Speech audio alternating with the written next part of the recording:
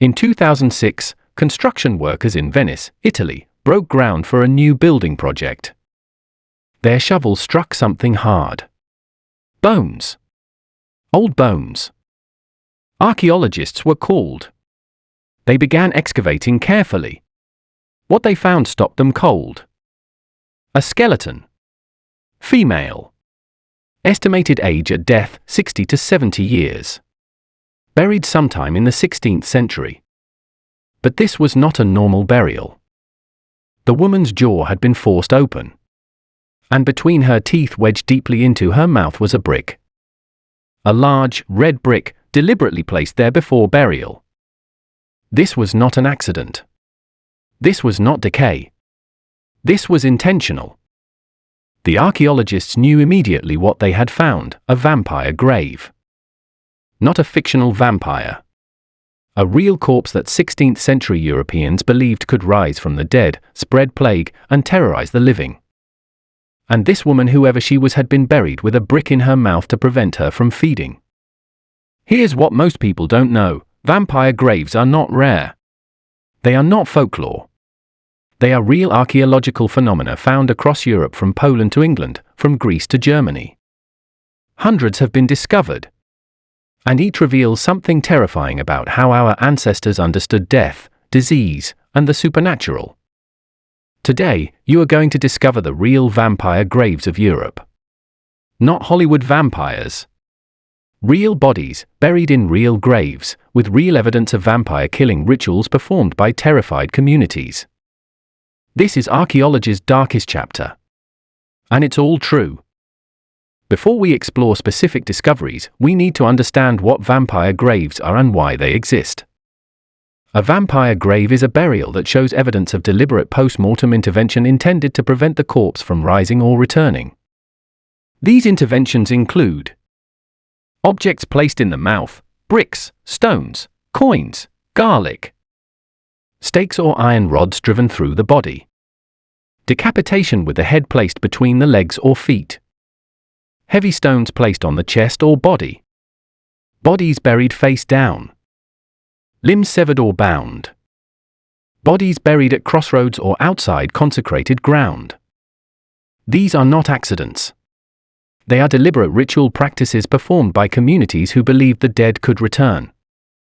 The belief in revenant corpses that return from the dead is ancient and widespread. But in medieval and early modern Europe, this belief intensified during times of crisis. Plague epidemics, famines, and unexplained deaths created terror. Communities searched for explanations. If a person died suddenly and others in the family or village soon fell ill and died, people concluded the first death was unnatural. The corpse, they believed, was returning at night to feed on the living, draining their life force, spreading disease, causing more deaths. This was not superstition to them. This was cause and effect logic based on observation. The decomposition misunderstanding. Here's the key: medieval people did not understand decomposition. When bodies decompose, they undergo changes that look disturbing to the uninformed. Bloating, gases build up inside the body, causing it to swell. The corpse appears well-fed even weeks after death. Blood in the mouth, decomposition forces blood and fluids up through the throat. The corpse appears to have been feeding. Groaning sounds, gases escaping through the throat can create sounds. The corpse seems to be alive. Skin slippage, the outer layer of skin peels away, revealing fresh-looking skin underneath. The corpse looks healthier than when buried. Hair and nail growth appearance, as skin recedes, hair and nails appear longer, as if still growing. To someone who exhumes a body weeks after burial, perhaps to bury another family member in the same grave, these signs are horrifying. The corpse looks alive. It looks well fed. It has blood on its face. The conclusion: this is a vampire. It has been leaving the grave at night to feed. Once a corpse was identified as a vampire, the community had to act. The most common method: staking. Drive a wooden or iron stake through the heart to pin the corpse down. But other methods were used depending on local tradition and the severity of the threat. And archaeologists are finding evidence of all of them. Let's return to that woman in Venice with the brick in her mouth.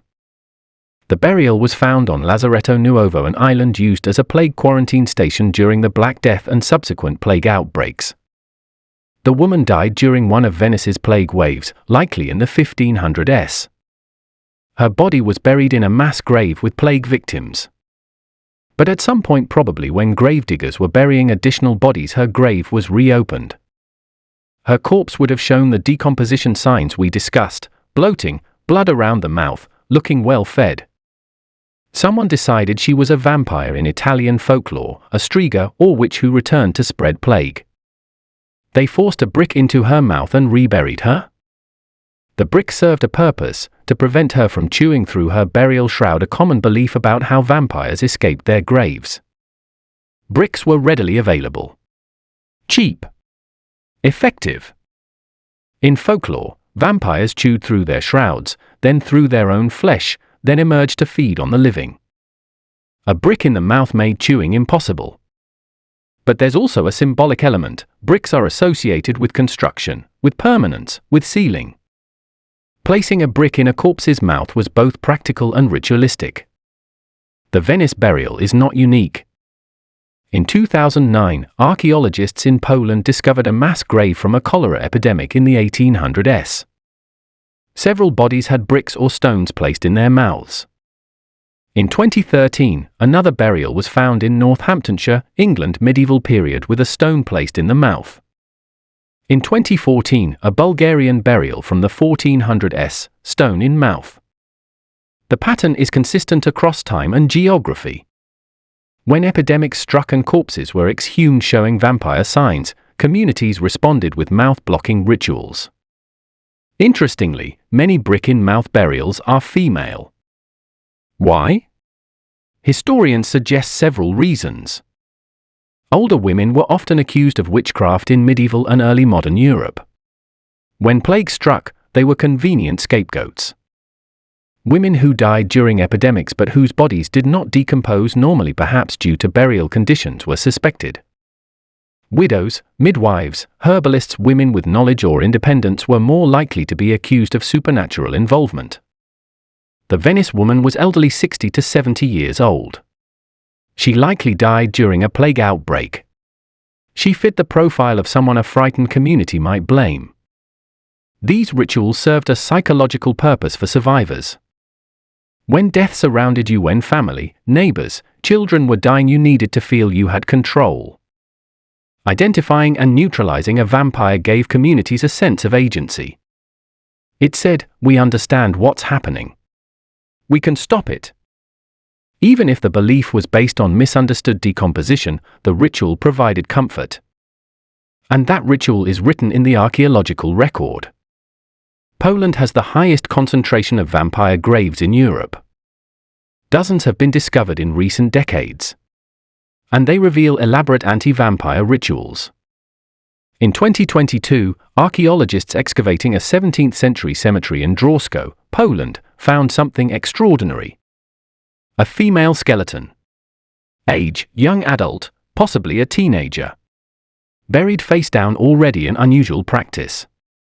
But across her throat was an iron sickle. The blade positioned so that if the corpse tried to rise, the sickle would decapitate her. On her big toe was a padlock. Symbolic restraint locking the body to prevent movement. She was also buried outside the main cemetery, isolated from other graves. This was not a standard burial. This was a vampire grave. Burying someone face down prone burial is found across many cultures, usually indicating deviant or feared status. In vampire belief, it served two purposes. Disorientation: if the corpse tried to rise, it would dig downward instead of upward, trapping itself. Symbolic rejection: turning your back on the corpse, denying it a place among the honored dead. Prone burials are common in suspected vampire graves across Europe. The sickle across the throat is particularly ingenious and horrifying. Sickles are agricultural tools, curved blades used for harvesting. Placing one across the throat creates a trap. Any movement, any attempt to sit up or rise would pull the blade across the neck, severing the head. This wasn't just symbolic. It was mechanical. a booby trap for the undead. In 2015, archaeologists in Poland excavated for bodies from the 1600s. All had been decapitated. Their heads placed not beside their bodies but between their legs. This placement is specific and intentional. It prevents the head from reattaching to the body. One individual also had a stake driven through the leg, additional insurance. These were not executions. These were post-mortem rituals performed on corpses believed to be vampires. Why are vampire graves so common in Poland? Several factors. Slavic folklore. Slavic cultures have deep traditions of revenant belief. Polish folklore is rich with vampire legends, the upia or wampir. Epidemic history. Poland suffered repeated plague outbreaks, cholera epidemics, and other diseases that killed rapidly and unpredictably. Catholic pagan blend. Christianity arrived relatively late in Poland. Older pagan beliefs about the dead persisted alongside Christian doctrine, creating a hybrid system of death rituals. Documentation. Polish archaeologists have been systematically excavating medieval and early modern cemeteries, revealing practices that may have been common elsewhere but remain undiscovered. The individuals buried as vampires were often marginal members of society. People who died suddenly or violently. Outsiders or foreigners. Those accused of witchcraft. Suicides. Unbaptized individuals. Those who died of unknown diseases. They were buried differently because they were perceived as dangerous even in death. Imagine living in a village of 200 people. A disease strikes. 10 people die in 2 weeks. You don't understand germ theory. You don't have antibiotics. You only know people are dying and you might be next. Someone suggests the first victim is causing the others' deaths, returning at night to spread the disease. You exhume the body. It looks bloated, has blood around the mouth, seems alive. What do? You stake it. You decapitate it. You bury it with a sickle across the throat. Not because you're cruel. Because you're terrified. And you believe you're protecting your family and community. This is the human story behind vampire graves. Not all vampire burials are adults. Some are children. And few are as disturbing as the discovery in Lugnano, Italy. In 2018, archaeologists excavating a 5th century Roman cemetery in Lugnano in Teverina, Italy, made a horrifying discovery. The cemetery contained dozens of infant and child burials, victims of a malaria epidemic that swept through the region around 450 CE. But one burial was different. A child, approximately 3 years old, buried alone in a corner of the cemetery. The child's mouth had been forced open, and inside was a stone deliberately placed to prevent the mouth from closing. The stone was large enough that it would have required force to insert. This was the same anti-vampire ritual used on adults, block the mouth to prevent feeding or chewing through the shroud. But this was a child. A toddler. Why would a community perform vampire rituals on a 3-year-old? In Roman and early medieval belief, children who died before baptism or before a certain age were spiritually vulnerable. They could be possessed, could become vehicles for evil, could return. During the malaria epidemic at Lugnano, children were dying in large numbers. Parents were desperate, terrified, searching for explanations. If one child died and then siblings or other village children fell ill, the first death might be blamed.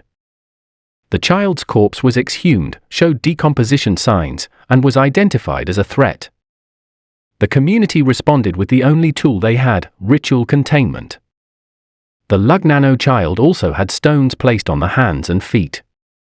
This practice, weighing down extremities, appears in several vampire burials.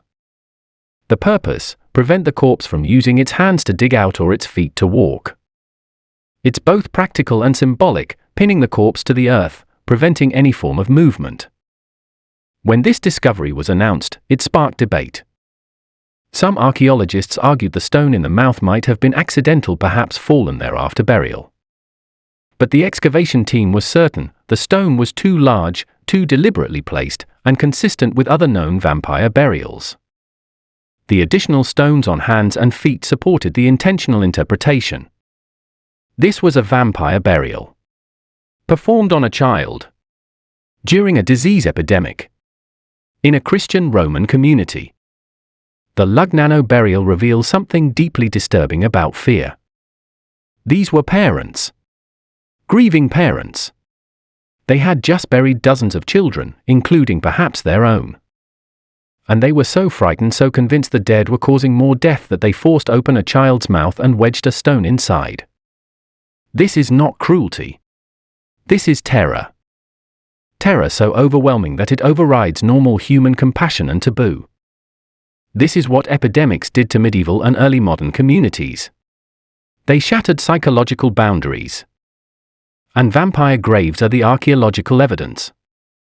Vampire grave discoveries continue. Each year brings new finds. And each teaches us something new about our ancestors' fears. Vampire burials are not exclusive to Europe. In the 1990s, archaeologists in Griswold, Connecticut, discovered a 19th-century burial 1800s with evidence of post-mortem intervention. The individual, later identified as John Barber, had been exhumed. His ribs and skull were removed and rearranged. Why? Because his family believed he was causing tuberculosis deaths among his relatives. Tuberculosis, called consumption because victims wasted away, was poorly understood. It spread through families, killing slowly. In New England folklore, the first family member to die of TB could become a vampire, returning to consume the life of surviving family members. The Barber family believed John's corpse needed to be neutralized. So they exhumed him, rearranged his bones, and reburied him. This happened in the United States.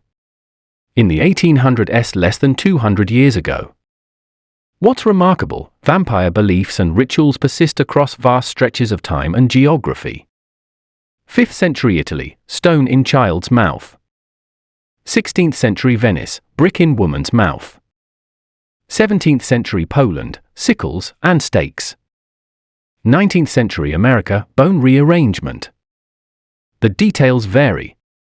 But the underlying logic is identical: the dead can harm the living, and rituals can stop them. Vampire graves teach us about human psychology during crisis. When people face mass death from plague, cholera, tuberculosis, malaria, they search for patterns and control. They create explanations, even if those explanations are incorrect. They perform rituals, even if those rituals are ineffective.